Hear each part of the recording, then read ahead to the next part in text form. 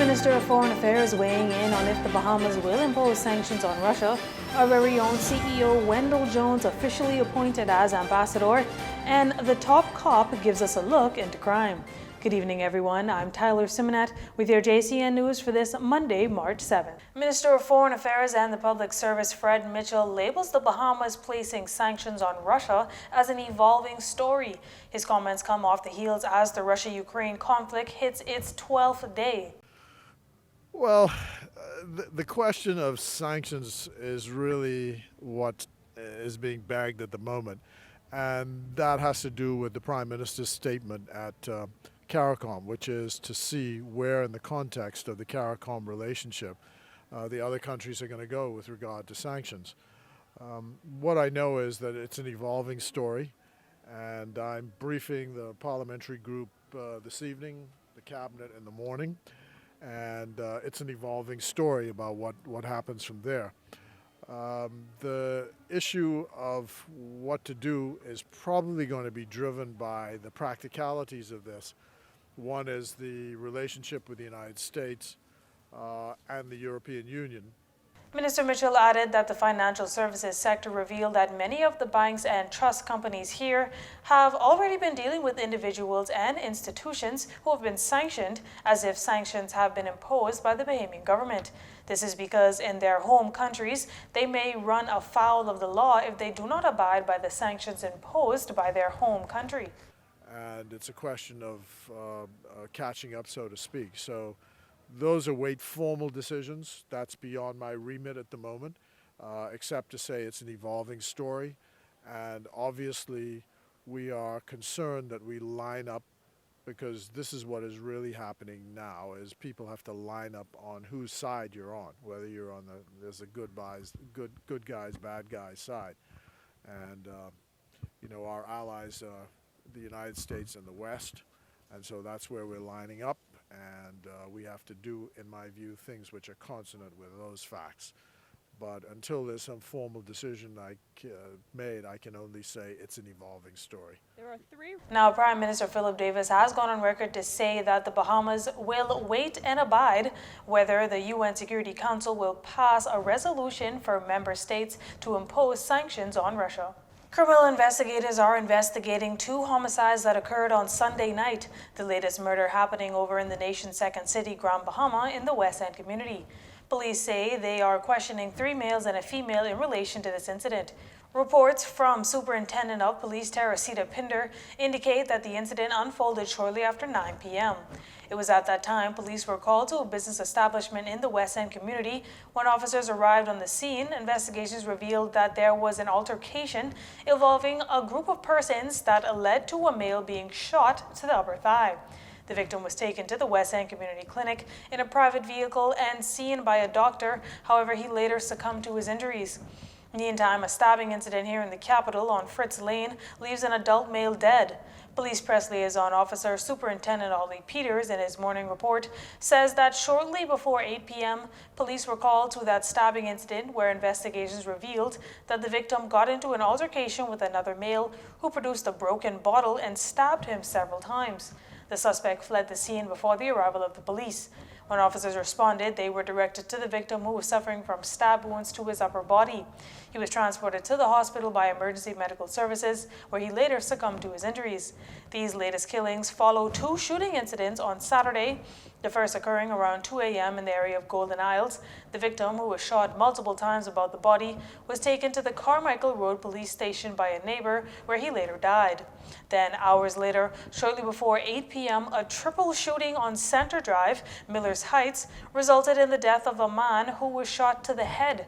A second man also shot to the head, and a female are in hospital. At last report, the male was listed in critical condition, the female in stable condition.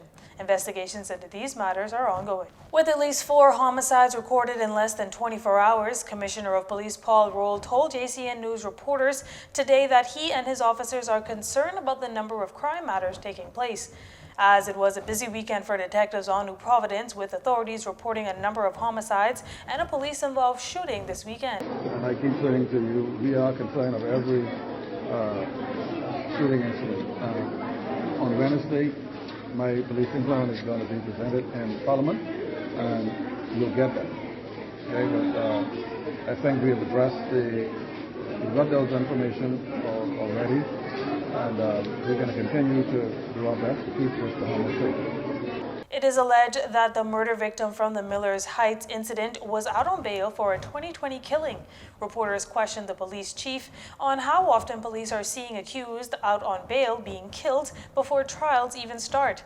The commissioner admits that part of the issue is that a person gets bail and goes back into the community, where the reality is there are too many persons who solve conflicts with lethal force. That's not something that just started happening. It's been going on for a while. I don't have any control over the decisions of the courts. I stay in my lane. But we know for a fact that persons charged with serious offenses, particularly murder, and get bail, we have seen too much within a matter of weeks that they're being shot and killed. I think somebody said some time ago that getting bail for murder is almost certain death.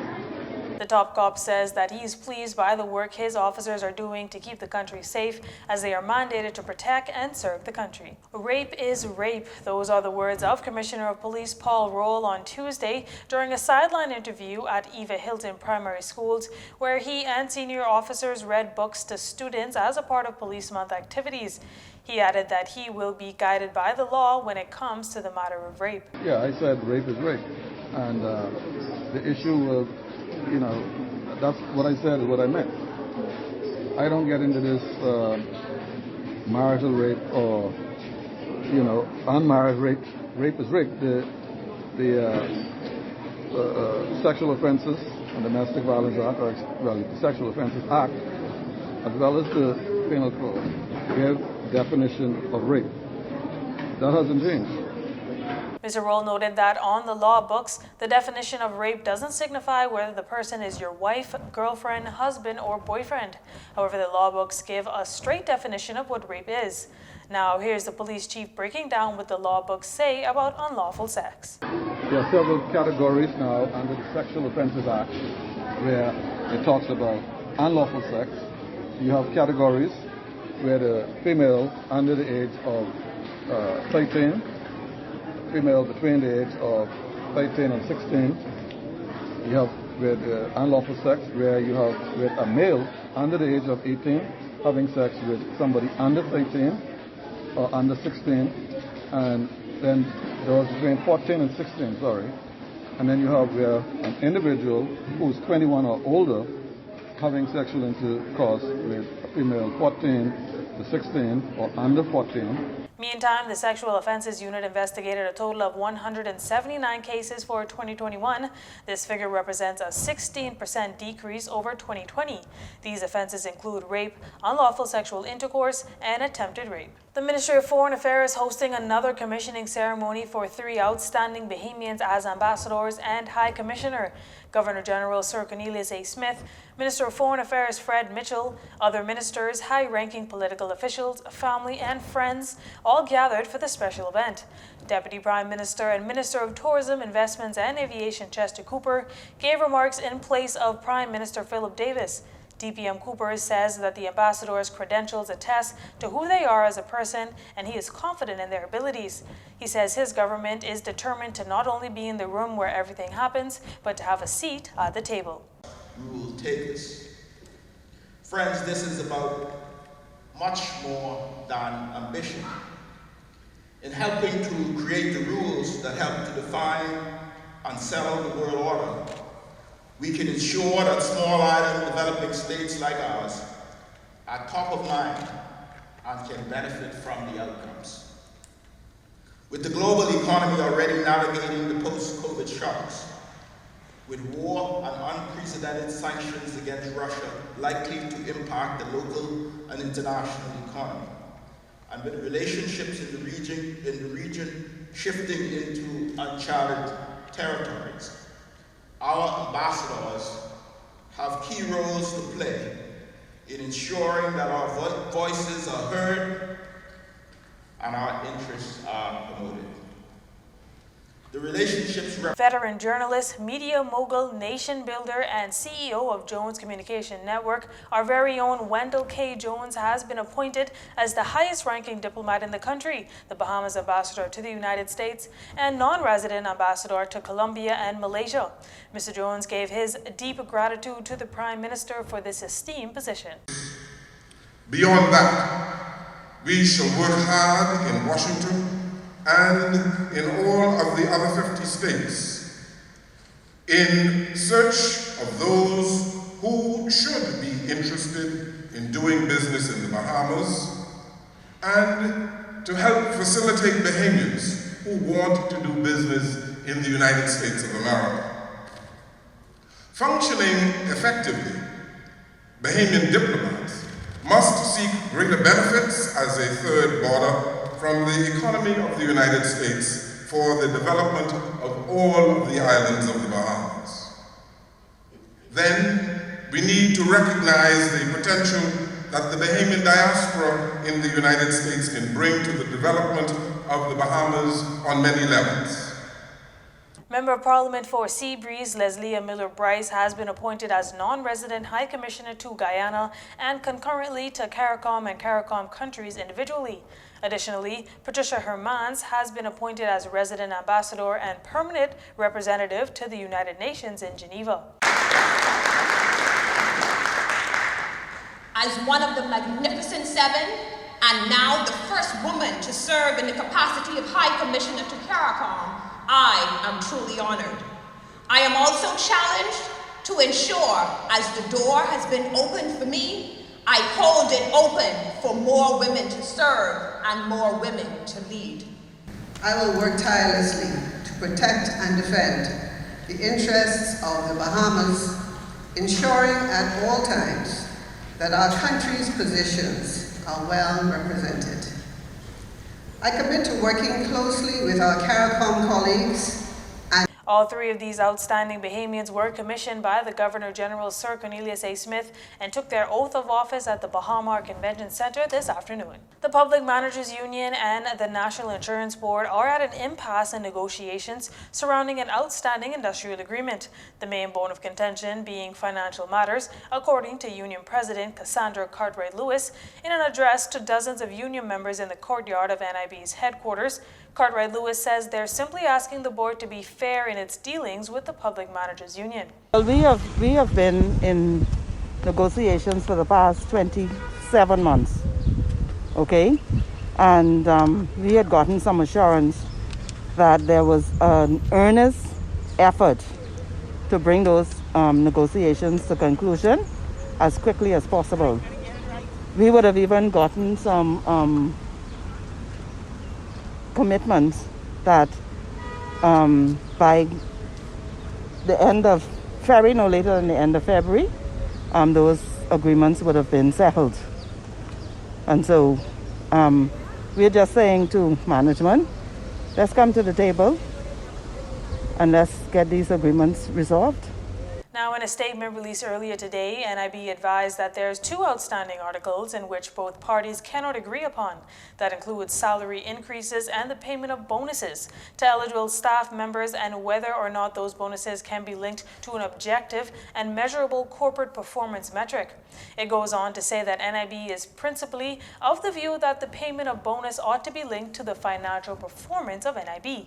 The PMU, on the other hand, wasn't fully receptive of this view. NIB adds that while it and the PMU remain at odds over these 2 issues, NIB is committed to concluding these negotiations in the shortest time possible to devote attention to addressing the many customer service and operational efficiencies which have plagued NIB for far too long. Taxi cab drivers may be petitioning the government soon to raise fares following a recent rise in gas prices.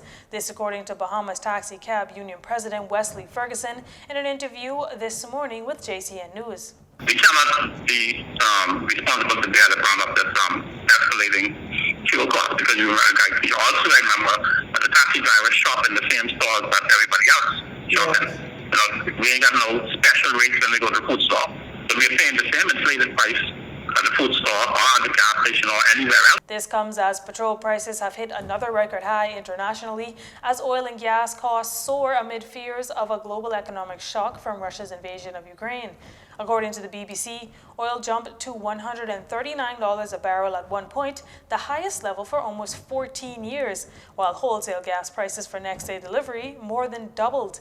In fact, today, gas prices are listed at a maximum of $5.52 a gallon here in the Bahamas.